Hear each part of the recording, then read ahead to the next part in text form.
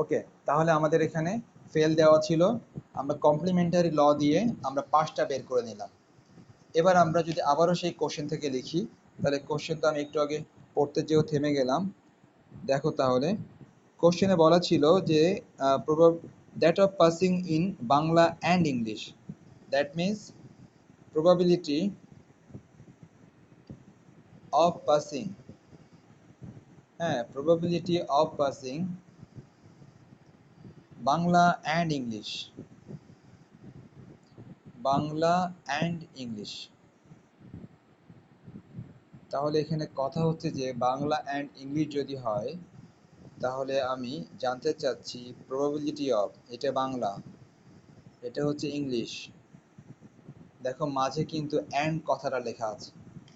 এই যে মাঝে অ্যান্ড কথাটা লেখা আছে, আমি জানতে চাচ্ছি এই অ্যান্ডের পরিবর্তে এখানে ইউনিয়ন দিব নাকি ইন্টারসেকশন দিব। কারণ মনে আছে কিনা 9-10 সেট অধ্যায়, 9-10 সেট অধ্যায়, সেট চ্যাপ্টার, অ্যান্ডের পরিবর্তে ইন্টারসেকশন হয় নাকি ইউনিয়ন হয়। ওকে, ঠিক আছে, ভুলে গেছো, তাহলে আমি বলে দিই, ভালো করে শুনে নাও এবং লিখে নাও। শুনে নাও এবং লিখে নাও। কি লিখে নিবা? লিখে নিবা হচ্ছে সব সময়ের জন্য, এটা ফিক্স, সব সময়ের জন্য অ্যান্ড মানে হচ্ছে ইন্টারসেকশন, এবং এটা পরবর্তীতে যে এটা গুণ হবে। এখন লিখে নাও একবারে, পরে যখন কাজে লাগবে তখন দেখবা। আপাতত কাজে লাগবে অ্যান্ড মানে ইন্টারসেকশন, আর ইন্টারসেকশন মানে যে ইনটু, এটা পরে কাজে লাগবে, এখন না। নেক্সট লিখে নাও অর। অর কথাটার নোটেশন হচ্ছে ইউনিয়ন, অ্যান্ডের নোটেশন হচ্ছে ইন্টারসেকশন, আর অরের নোটেশন হচ্ছে ইউনিয়ন। এগুলো কিন্তু নতুন জিনিস না, হ্যাঁ, এগুলো কিন্তু 9-10 ছিল, 9-10 ম্যাথে এগুলো ছিল, অ্যান্ড মানে ইন্টারসেকশন আর অর মানে ইউনিয়ন। তাহলে ইউনিয়নের নোটেশন কি হবে? ইউনিয়ন মানে হলো প্লাস হবে, এটা মনে রাখো, পরে কাজে লাগবে, ইউনিয়ন মানে প্লাস। ব্যাস, তাহলে সবাই লিখে রাখছো এটা। তাহলে যদি সবাই লিখে রাখো, তাহলে এখন কি হতে পারে? তাহলে মাঝে কি দিব এখন?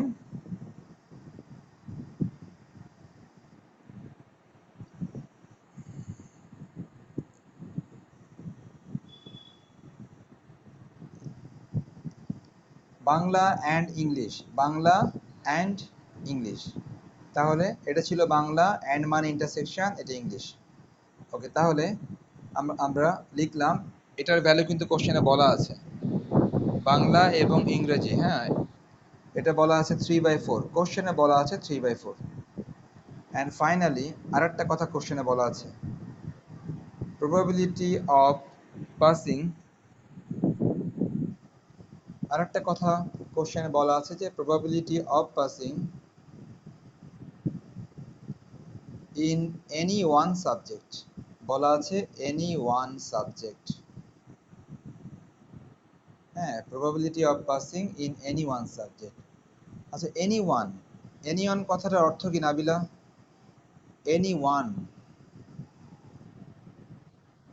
যে কোনো, যে কোনো একটি, মানে কি আমরা অর বলতে পারি না? অর, যে কোনো একটা, যে কোনো একটা।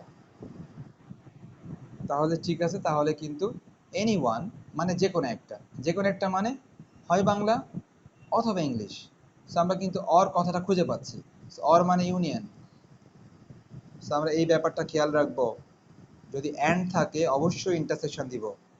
আর যদি কথাটার মাঝে তুমি বুঝতে পারো যে কথাটার মাঝে অর বোঝাচ্ছে, এনি ওয়ান মানে either Bangla or English, any one, so or কথাটা থাকলে বা অর যদি তুমি যদি বুঝতে পারো অর, তখন তুমি এখানে ইউনিয়ন দিবা। এটার ভ্যালুও কোশ্চেনে বলা আছে, এটার ভ্যালু হচ্ছে 7/8, এটার ভ্যালু 7/8। তাহলে আমরা কিন্তু শুধুমাত্র এতক্ষণ ধরে কোশ্চেন লিখলাম, এখন কি লিখবো? এখন সরাসরি লিখে দিই উই নো, ডিরেক্ট লিখে দিই উই নো। উই নো লিখে প্রবাবিলিটি অফ বি ইউনিয়ন ই, তাহলে প্রবাবিলিটি অফ বি ইউনিয়ন ই, এটার ফর্মুলা কি হতে পারে একটু বলার চেষ্টা করো। এখানে এই ফর্মুলাটা হবে, কেন হবে? হবে এই কারণে, since since these two event these two event, since these two events are not mutually exclusive. Since these two events are not mutually exclusive.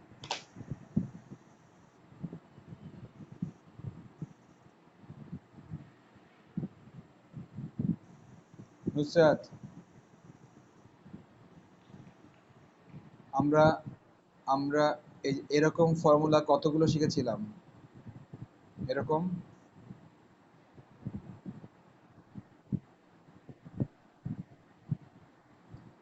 এই যে কমপ্লিমেন্টারি ল অফ প্রবাবিলিটি, তো এই যে এটা হচ্ছে কমপ্লিমেন্টারি ল অফ প্রবাবিলিটি। এখন যেটা apply করলাম এটা তো কমপ্লিমেন্টারি না। এটাকে কি বলা হয়? এটাকে বলা হয় হচ্ছে এই যে addition law of probability. Addition law of probability এই একটা আছে, আর আরো একটা কিন্তু আছে, এই দেখো আরো একটা আছে, দেখছো? তো অ্যাডিশন ল অফ প্রবাবিলিটি এটাও হয়, এটাও হয়। আমরা কিন্তু অ্যাপ্লাই করছি, এটা অ্যাপ্লাই করছি, এই যে মাইনাসটা কিন্তু দিয়েছি। আমরা কিন্তু এটা অ্যাপ্লাই করি নাই। তো তো আমরা কখন এই মাইনাসটা দিয়ে থাকি আর কখন মাইনাসটা দেই না? এই মাইনাসটা কখন দেই আর কখন দেই না? যখন দেখব দুইটা ইভেন্টের মধ্যে মিল আছে তখন মাইনাসটা দিতে হবে। আর যদি দেখো দুইটা ইভেন্টের মধ্যে মিল নাই, তখন তোমাকে মাইনাসটা দিতে হবে না। নাবিলা, তুমি কি বুঝতে পেরেছো ব্যাপারটা? এই দেখো কি লিখলাম। আর কি বুঝলা বলো? কি বুঝছো বলো, মাইনাসটা কেন দিলাম এখানে?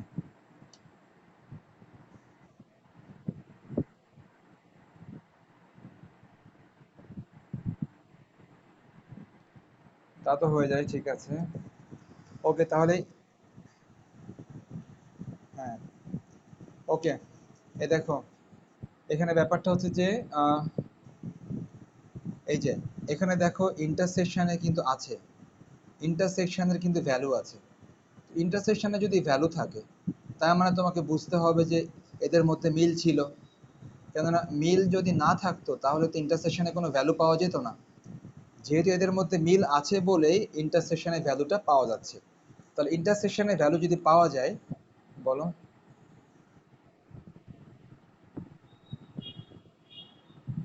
তাসফিয়া এসছে মনে হয়। আচ্ছা, তাহলে আমি যেটা বলতেছিলাম, যেহেতু এখানে ইন্টারসেকশন আছে, ইন্টারসেকশনের ভ্যালু থাকলেই ইন্টারসেকশন মাইনাস করে দিতে হবে। আর যদি ইন্টারসেকশনের ভ্যালু না থাকে তখন এইটুকু লাগবে না। আমরা দুই রকম ইভেন্ট পড়ছিলাম, একটা নট মিউচুয়ালি, একটা মিউচুয়ালি। এখন সবাই ভ্যালু বসাও। এখন সবাই ভ্যালু বসাও। তোমরা এই লটার নাম বলতে পারলাম না, কি করব আমি? উই নো, লিখে নাও, কেয়ার করা। We know from addition law of probability, from addition law of probability for 2, from addition law of probability for 2 not mutually exclusive event, not mutually exclusive event। একটু পরে দিব, ওয়েট করো। not mutually exclusive events। তো ব্যাপারটা হচ্ছে যখন তুমি উপরের কথাটা লিখে দিবা তখন তোমাকে আর এই ব্র্যাকেটে কথাটা লিখতে হবে না। আমি ভাবছিলাম যে তোমরা এটা বুঝতেছো যে এই লটাকে বলা হয় অ্যাডিশন ল অফ প্রবাবিলিটি, যেহেতু একটু আগেই শেখালাম। এবং ওইটা শেখানোর পরে কিন্তু আমি ম্যাথটাতে আসলাম যে আমরা এখন এই ফর্মুলার ম্যাথটা করব। তো তারপরও যদি না বলতে পারো তাহলে কিভাবে হয় বলো? এই ফর্মুলাটা মাত্র বলে আসলাম নাম টাম সহ এবং সব কিছু সহ। তাহলে এই লটা তুমি যদি উপরে এই কথাগুলো লিখে নাও তাহলে তোমার এই ব্র্যাকেটে কথাটা আর লেখার দরকার নেই। আর তুমি যদি উপরে কথাটা না লিখো তাহলে ব্র্যাকেটে কথাটা লিখে দিবা যে কোনো একটা। আচ্ছা, তাসফিয়া স্ক্রিনশট নাও। হ্যাঁ দেখো, এই যে এবার নাও। হ্যাঁ যাচ্ছি। নাও, এবার নাও। ওকে, তাহলে এখন আমি যেটা